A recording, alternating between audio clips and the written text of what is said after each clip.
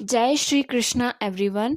आज हम जानते हैं कि वृश्चिक लगन में जब चंद्रमा लग्न में होता है तो क्या फल देता है।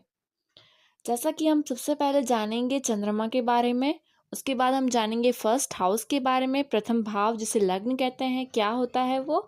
उसके बाद हम जानेंगे वृश्चिक लगन में चंद्रमा का फल।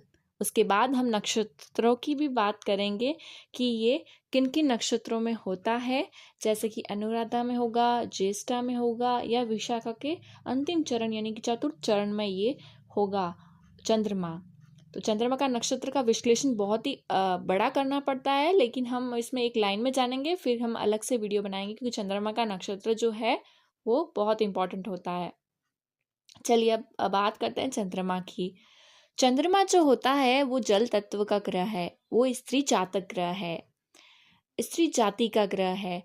आप चंद्रमा से क्या देखते हैं? आप अपना मन देखते हैं, अपनी भावनाएं देखते हैं, हमें अपने इमोशंस देखते हैं। इमोशंस जो कि कभी एकदम गुस्सा हो जाना, कभी एकदम चिड़चिड़ा होना, कभी खुशी होना, कभी उत्साह होना, कभी ईर्ष्या होना, ये सारे भावनाएं, ये सारे इमोशंस देखे जाते हैं।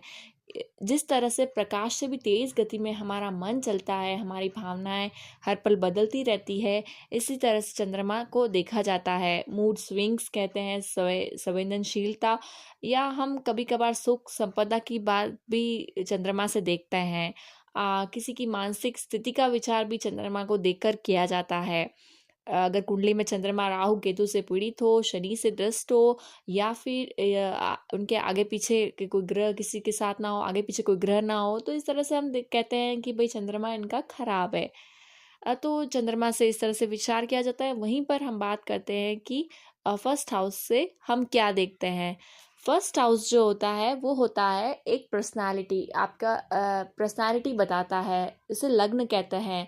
आपका बाहरी आवरण, आउटर अपीयरेंस, आप कैसे दिखते हैं, आकृति, वर्ण, इस तरह से हम फर्स्ट हाउस से देखते हैं।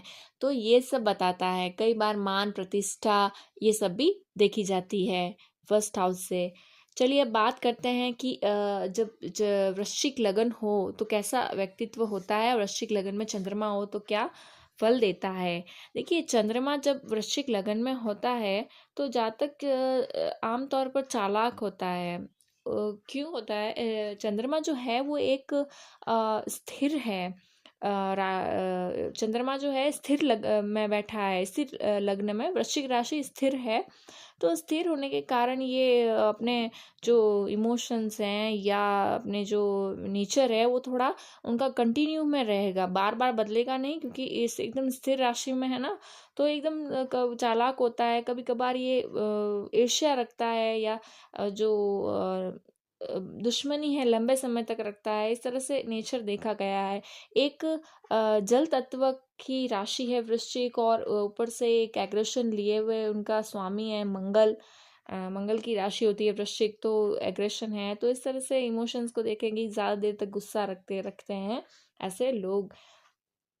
इनका जो है हमेशा कलेश थोड़ा बहुत रहता रहता है अपने लोगों से, और यहीं पे इनका जीवन का आप कहीं ना कहीं अनेक कठिनाइयाँ आती रहती है। आपत्तियों और रोगों से जीवन परिपूर्ण रहता है। कई बार ठीक अच्छा भी होता है कि ये अपने काम को काफ़ी देर तक जिज्ञासा के साथ करते हैं। आध्यात्मिकता इनमें अच्छी पाई जाती है, आध्यात्मिक जिज्ञासा पाई जाती है, आध्यात्मिक को जानना, आध्यात्मिक से जुड़े रहते हैं। वहीं पर हम बात करते हैं कि कभी कभार स्त्री की कुंडली में जैसे वृश्चिक राशि का चंद्रमा हो तो ये संतान उत्पत्ति में प्रॉब्लम देता है। वहीं पे हम बात करेंगे अगर काल इस कुंडली के हिसाब से, तो आप देखिए कि जो जो चंद्रमा है वो अपना हाउस लिया हुआ है, 4 जहाँ लिखा हुआ है वो 9th हाउस है। तो उस तरह से देखेंगे तो 9th हाउस का लॉर्ड होकर के फर्स्ट हाउस में है, जो कि शुभकारी होता है। जब 9th का भाग्य भाव, 9th हाउस जो है भाग्य का है, पिता पिता से भी जुड़ा हुआ है, धर्म से जुड़ा हुआ है। तो इस तरह से 9th हाउस का लॉर्ड होकर जब फर्स्ट हाउस में बैठा है तो आप धर्म के मामले में, धर्म में अपना आपका मन लगेगा, अपने आध्यात्मिक में मन लगेगा, और आप कई बार भाग्यवान भी साबित होंगे। आपको लगेगा कि लक आपका साथ देता है। अगर अगर इसी हाउस में जहाँ 4 लिखा हुआ है गुरु बैठ जाए तो गुरु चंद्रमा को अपनी 5वीं दृष्टि से देखेंगे, तो उस तरह से भी आप देख सकते हैं कि बहुत ही शुभ परिणाम देंगे। क्योंकि गुरु जब चंद्रमा को दृष्ट करेंगे तो एक अच्छा होता है, शुभ फल देते हैं और ये बहुत ही शुभ स्थिति है। गुरु उच्च का हो जाएगा जब कर्क राशि में बैठेंगे, तो इस तरह से आप देख सकते हैं कि ये शुभ फलदायी है। वहीं चंद्रमा की स्थिति देखना बहुत ज़रूरी है। अगर चंद्रमा या शुक्ल पक्ष की दशमी से कृष्ण पक्ष की पंचमी तक का पूर्ण बली चंद्रमा होता है, अन्यथा ये बली नहीं होगा बाकी सारी तिथियों में।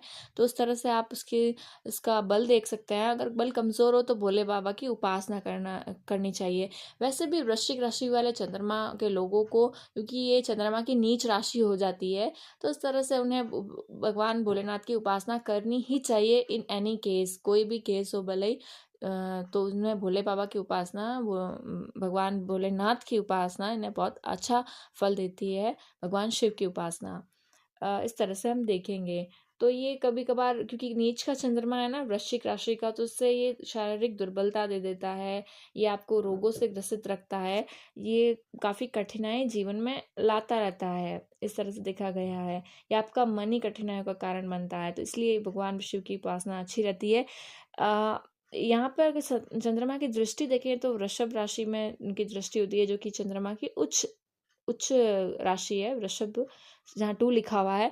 तो यहाँ पर दृष्टि पड़ने से ये जातक को उनका जो ये मैरिड लाइफ से अच्छा फल प्राप्त होता है, कि मैरिड लाइफ अच्छी होती है, जिस वजह से इनका समाज में उनको अच्छा स्टेटस भी मिलता है। आप इस तरह से देख सकते हैं। वहीं पर अब हम बात करते हैं नक्षत्र की, तो यहाँ पे विशाखा का 4th चरण हो सकता है नक्षत्र। विशाखा नक्षत्र बृहस्पति का होता है। चंद्रमा विशाखा नक्षत्र में होने पर अच्छा ही फल देंगे। चंद्रमा का विशाखा नक्षत्र में बृहस्पति का नक्षत्र है। तो वहीं पे हम अनुराधा की बात करें तो शनि का नक्षत्र होने पर थोड़ा संघर्ष जीवन में लाएंगे, परिश्रम लाएंगे और अच्छा फल देंगे। वहीं पे हम बुध की बात करें, ज्येष्ठा की बात करें, अगर ज्येष्ठ नक्षत्र में हो आपका चंद्रमा तो वो बुध के नक्षत्र में होंगे, तो उस तरह से थोड़ा बहुत एवरेज फल मिलेगा। यहाँ ज़्यादा अच्छा जैसे कि जिस तरह से बाकी नक्षत्रों में होता है, विशाखा के नक्षत्र की बात है, वैसे तो नहीं मिलेगा, लेकिन अच्छा होगा क्योंकि बुध के नक्षत्र में है और चंद्रमा बुध की थोड़ी बहुत शत्रुता रहती है, लेकिन फिर भी ठीक ठाक फल मिलेगा। इसलिए आपको किसी भी कंडीशन में भगवान भोलेनाथ की उपासना करनी ही चाहिए। ये सबसे इम्पोर्टेंट चीज़ है, क्योंकि वृश्चिक में चंद्रमा नीच का होता है। सिंपल सा कॉन्सेप्ट है। तो इस तरह से हमने आज जाना कि वृश्चिक लगन में 1st हाउस में चंद्रमा इस तरह से फल देता है। तो अगर वीडियो को अच्छा लगा तो लाइक शेयर सब्सक्राइब करिएगा और राधे राधे।